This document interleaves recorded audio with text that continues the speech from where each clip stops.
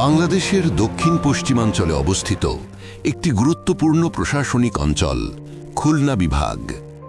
বাংলাদেশের প্রাচীনতম নদী বন্দরগুলোর মধ্যে খুলনা অন্যতম। খুলনা বাংলাদেশের অন্যতম শিল্প ও বাণিজ্যিক এলাকা হওয়ায় খুলনা শহরকে শিল্পনগর হিসেবে ডাকা হয়।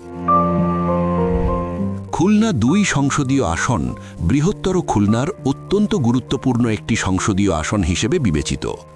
এই আসনকে কেন্দ্র করে খুলনার সার্বিক অর্থনৈতিক কর্মকাণ্ড পরিচালিত হয়। এই আসনে প্রায় 3,50,000 ভোটারের বসবাস। এই সংসদীয় আসনে বসবাসকারী জনগণ বৃহত্তর খুলনার সার্বিক অর্থনৈতিকভাবে বিভিন্ন কর্মকাণ্ডের সঙ্গে ও উন্নয়নে ওতপ্রোতভাবে জড়িত। খুলনার এই সংসদীয় আসনের প্রার্থী হিসেবে গণমানুষের নেতা জনাব নজরুল ইসলাম মঞ্জু ধানের শীষের সংসদ সদস্য পদপ্রার্থী, যার বলিষ্ঠ নেতৃত্বে গড়ে উঠবে নতুন খুলনা। জননেতা নজরুল ইসলাম মঞ্জু জনগণের জীবনমান উন্নয়নে প্রভাব ফেলে এমন নীতিমালা প্রণয়ন ও বাস্তবায়নে কাজ করা, জাতীয় ও স্থানীয় পর্যায়ের জনপ্রতিনিধিদের সঙ্গে সমন্বয় জোরদার করা এবং ঐক্যবদ্ধ ও কার্যকর শাসন ব্যবস্থা নিশ্চিত করাই একজন জনপ্রতিনিধির লক্ষ্য।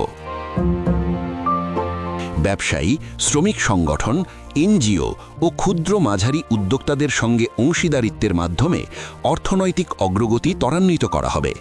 উদ্ভাবনী ও বাস্তবসম্মত প্রস্তাবের মাধ্যমে জাতীয় ইস্যুর সঙ্গে স্থানীয় সমস্যার সমাধানকে যুক্ত করে একটি শক্তিশালী ও সমৃদ্ধ ভবিষ্যৎ গড়ে তোলা। সর্বোপরি খুলনা 2 আসনকে সমন্বিত প্রচেষ্টার মাধ্যমে একটি স্মার্ট সিটি হিসেবে বিনির্মাণ করাই তার অঙ্গীকার। ভৌগোলিক ও অর্থনৈতিকভাবে বৃহত্তর খুলনা অঞ্চলের প্রাণকেন্দ্র খুলনা 2 সংসদীয় আসনটি নানাভাবে অবহেলিত ও উন্নয়ন বঞ্চিত রয়ে গেছে।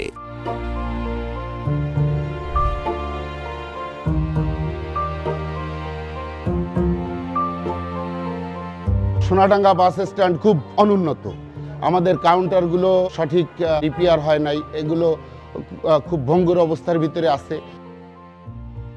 এই ময়ূরী নদীটা যদি ভালো ক্লিয়ার হয় তাহলে আমাকে সবচেয়ে ভালো হয়। আর নোংরা, মানুষের খুব দুর্ভোগ হচ্ছে। এই আমাদের এলাকা শ্রমিক এলাকা, আমাদের মনে করেন বেশি সমস্যা বেশি। এই 250 বেটে যাই তখন মেলা ঝামেলা করে। আমাদের গাড়ি ঘোড়া জাম, লোড আনলোডে অনেক সমস্যা হচ্ছে। একটা যানবাহন যদি চলাফেরা করে আমাদের চলতি ফিরতি খুবই সমস্যা হয়। নজরুল ইসলাম মঞ্জু বাংলাদেশের একজন প্রখ্যাত রাজনীতিবিদ।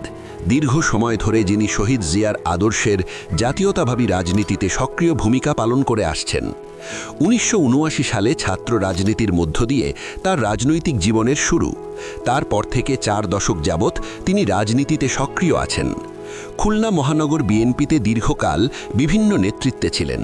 বিভিন্ন সময় সাধারণ সম্পাদক, সভাপতি এবং কেন্দ্রীয় সাংগঠনিক সম্পাদক হিসেবে দায়িত্ব পালন করেছেন। 2008-এ নবম জাতীয় সংসদ নির্বাচনে তিনি খুলনা 2 আসন থেকে এমপি নির্বাচিত হন।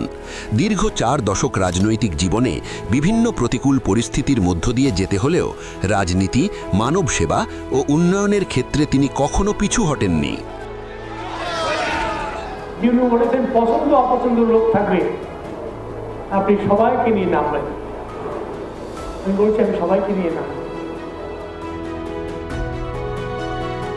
বন্যা ও বিভিন্ন প্রাকৃতিক দুর্যোগে মানুষের পাশে দাঁড়িয়েছেন এবং আর্থিক সহায়তা করেছেন। কোভিড-19 মহামারীকালে বৃহত্তর খুলনার মানুষের পাশে ছিলেন গণমানুষের নেতা নজরুল ইসলাম মঞ্জু।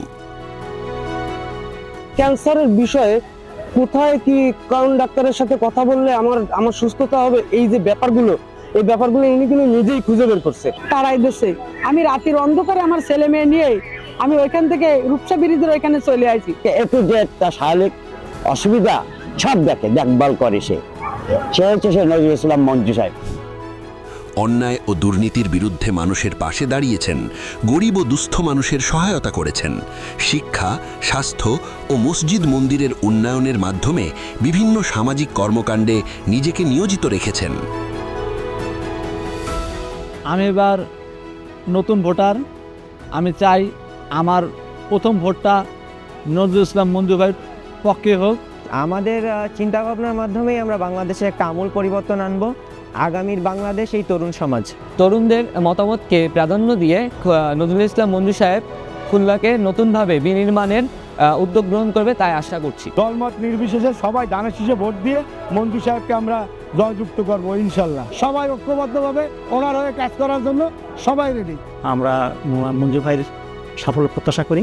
আমরা এরকম একজন গণবান্ধব, একজন কর্মী বান্ধব, একজন অভিভাবক চাই। সে হচ্ছে প্রাণের মানুষ, খুলনার মানুষের কথা শোনে। আইন শৃঙ্খলার পরিস্থিতিটা যেন সবচেয়ে ভালো থাকে সেই দিকে যেন নজর রাখবেন।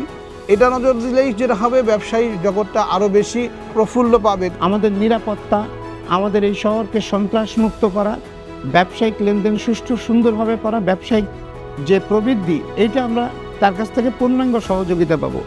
মঞ্জু সাহেব ট্যুরিজমকে অনেক ভালোবাসে। মঞ্জু সাহেব এমপি হলে যে এটা শহর একদম চকচক ঝকঝক হয়ে যাবে এটাও না, আমাদেরই পরিবর্তন করতে হবে, আমরা পরিবর্তন হতে হবে। আমি তার কাছে আশা করব যে উনি সব ডিপার্টমেন্টটাকে উনি ঢেলে সুন্দরভাবে সাজাতে। আমরা কথা বলার মতো একজন প্রাণখোলা মানুষ পাবো, তাকে বলতে পারবো, হ্যাঁ, এবং জাতীয় পর্যায়ে ভয়েস রেজ করবার মতো একজন মানুষ পাবো।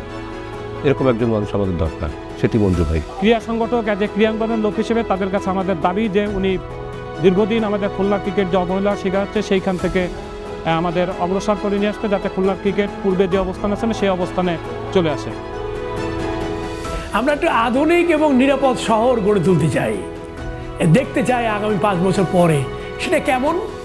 এটা একটা শিল্প সমৃদ্ধ এই অঞ্চলটাকে আমরা গড়ে তুলতে চাই এমনভাবে যাতে করে বাংলাদেশের মানুষ উপকৃত হয়, জাতীয় অর্থনীতিতে প্রভাব ফেলতে পারে। আমাদের সমুদ্র সম্পদ, আমাদের সুন্দরবন সম্পদ, আমাদের পোর্ট, আমাদের ধান, আমাদের মাছ, এই সব কিছুই ডেভেলপ করে আমরা এমন উচ্চতায় নিতে চাই যে জাতীয় অর্থনীতিতে রেভিনিউ, আমরা ব্যাপক রেভিনিউ আমরা দিতে পারি। খুলনায় এসে মানুষ বুঝতে পারবে যে শিল্প সমৃদ্ধ একটা নিরাপদ শহর। এই শহরের মানুষগুলোকে আমরা নিরাপদ রাখতে চাই এবং এইভাবেই আমরা খুলনাকে বাংলাদেশের মধ্যে একটা আধুনিক শহর, আধুনিক বসবাসের স্থান এবং আধুনিক একটা সমৃদ্ধ শহর হিসেবে গড়ে তুলতে পারি। আমাদের এই অঞ্চলে যেমন বাঘ আছে, হরিণ আছে, মাছ আছে, তেমনি আছে সুন্দর মানুষ। আমরা সেইগুলোকে আমরা জাতির সামনে তুলে ধরতে পারবো এবং এটা আমরা দেখতে চাই আগামী 5 বছর পরে যে কাজগুলো করলে একটি শহরের শ্রীবৃদ্ধি হয়, নাগরিক সেবা হয়, যে শহরকে সমৃদ্ধ করলে অর্থনীতি চাকা সচল হয়, যে শহরকে সমৃদ্ধ করলে শিক্ষা স্বাস্থ্যে মানুষ উপকৃত হয়, যে শহর গড়তে পারলে মানুষ স্বাচ্ছন্দ্য বোধ করতে পারে, নিরাপদ থাকতে পারে, এমন একটি শহর আমরা আগামী 5 বছর পরে দেখতে পাবো ইনশাআল্লাহ।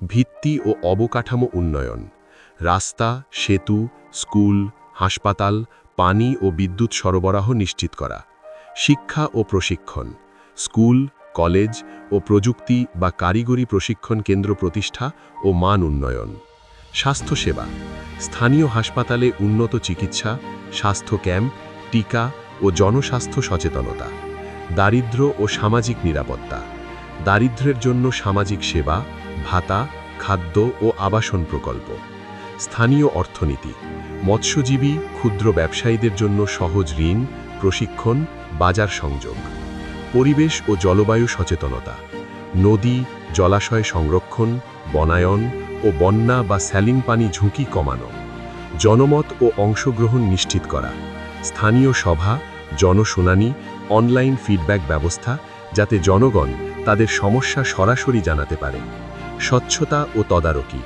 প্রকল্পে খরচ ও অগ্রগতি প্রকাশ্য করা, দুর্নীতি কমানো, কার্যকারিতা নিশ্চিত করা।